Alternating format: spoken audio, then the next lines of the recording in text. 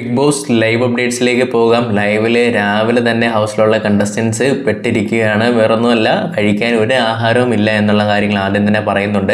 ഇവിടെ ബിഗ് ബോസിനോട് ആരും തന്നെ അന്വേഷിച്ച് കിടന്ന് സംസാരിക്കുന്ന നമുക്ക് കാണാനായിട്ട് സാധിക്കുന്നുണ്ട്. ബിഗ് ബോസ് ഒന്നും ഇല്ല ഇവിടെ കഴിക്കാൻ, കറിയായിട്ടോ അതല്ലെങ്കിൽ ഭക്ഷണം ഉണ്ടാക്കാനോ ഒന്നും ഇല്ല എന്നുള്ള രീതിയിൽ പറയുന്നുണ്ട്.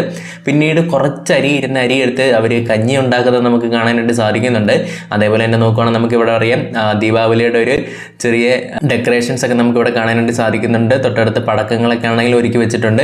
പക്ഷേ എങ്കിൽ ഫുഡൊന്നും വന്നിട്ടില്ലായിരുന്നു എന്നുള്ളത് തന്നെയാണ്. പിന്നീട് നമ്മുടെ റേഷൻ വന്നിട്ടുണ്ടായിരുന്നു.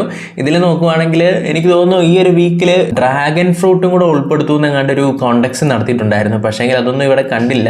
ഗുവയാണ് കണ്ടത്. ഇനിയിപ്പോൾ ഗുവയാണോ എന്നുള്ള കാര്യങ്ങൾ അറിയില്ല. എന്തായാലും പേരയ്ക്ക ഒരു 10-39 പേരയ്ക്ക അടുത്തുണ്ടായിരുന്നു. അതുപോലെ തന്നെ ഓറഞ്ച് 26 ഉള്ളായിരുന്നു, ഒരാൾക്ക് കിട്ടില്ല. പിന്നീട് നോക്കുവാണെങ്കിൽ നാരങ്ങ, അങ്ങനെ കുറച്ചധികം തന്നെ സാധനങ്ങളായിരുന്നു വന്നിട്ടുണ്ടായിരുന്നത്. പിന്നീട് അനീഷ് ഇതൊന്നും വരാത്തതുകൊണ്ട് തന്നെ നമുക്കെന്നാൽ പാവയ്ക്ക എയർ ഫ്രൈ ചെയ്തെടുക്കാം എന്നുള്ള രീതിയിൽ നിൽക്കുന്ന സമയത്തായിരുന്നു ബിഗ് ബോസ് ഈ രീതിയിൽ സാധനങ്ങളെല്ലാം തന്നെ കൊണ്ടുവന്നിട്ടുണ്ടായിരുന്നത്.